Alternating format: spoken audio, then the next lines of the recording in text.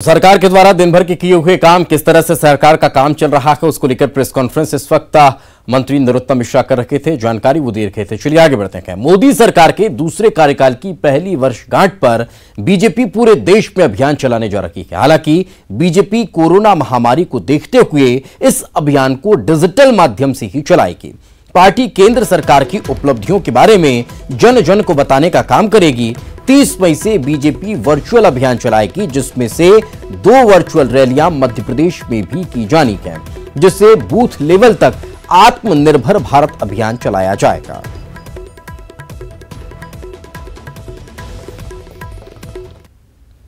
इस कोरोना महामारी के संकट में रहते हुए माननीय प्रधानमंत्री जी के द्वारा जो 1 वर्ष के अंदर जो ऐतिहासिक काम और ऐतिहासिक निर्णय हुए हैं, उन सारे मुद्दों को लेकर हम जनता के बीच आत्मनिर्भर भारत बनाने का संकल्प माननीय प्रधानमंत्री ने जो लिया है और स्वदेशी का संकल्प जो लिया है कि आत्मनिर्भर भारत बनाते हुए स्वदेशी के संकल्प के साथ हम आगे बढ़ेंगे।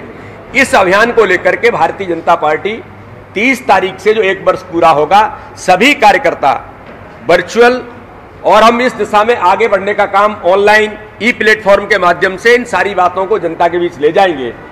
घर घर तक संपर्क करते हुए 10 करोड़ घरों में संपर्क का अभियान एक बड़ा भारतीय जनता पार्टी के सभी कार्यकर्ताओं ने माननीय राष्ट्रीय अध्यक्ष जी के निर्देश पर अभी 30 तारीख से हम प्रारंभ करेंगे और उसके अंदर 10 करोड़ घरों में एक घर में केवल 2 लोग संपर्क करेंगे, सोशल डिस्टेंसिंग का उपयोग करते हुए,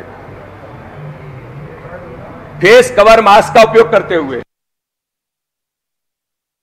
बीजेपी तैयार करने जा रही है, एक बड़ा रोडमैप तैयार किया है। किस तरह से केंद्र सरकार की उपलब्धियों को जन जन तक पहुंचाया जाए, किस तरह से लोकल के लिए वोकल हुआ जाए, किस तरह से स्वदेशी अभियान को आगे बढ़ाया जाए, साथ ही साथ आत्मनिर्भर भारत के अभियान की जानकारी और उससे जुड़ी हुई इंफॉर्मेशंस लोगों तक पहुंचाने के मकसद से बीजेपी ने ये नया प्लान तैयार किया है।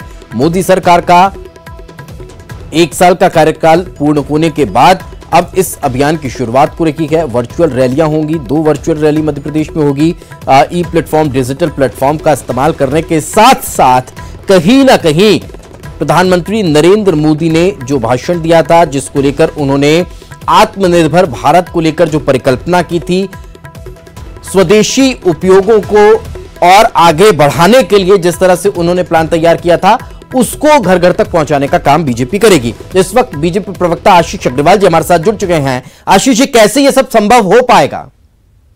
देखिए, भारतीय जनता पार्टी नई टेक्नोलॉजी को लाने के लिए जानी जाती है, चाहे वो नमो ऐप हो या सोशल मीडिया के माध्यम से अपने मतदाताओं से जुड़ने का विषय हो, जो माननीय मोदी जी के नेतृत्व में हमने किया है और दूसरी पार्टियों ने उसको अपनाया है। अब ये कोरोना के संकट काल में इस समय बड़ा स्पष्ट है कि आप ज्यादा से ज्यादा लोगों तक अगर आपको रीच करना है तो आपको कन्वेंशनल तरीके नहीं अपनाने होंगे, अन्यथा ये महामारी का प्रकोप पड़ेगा।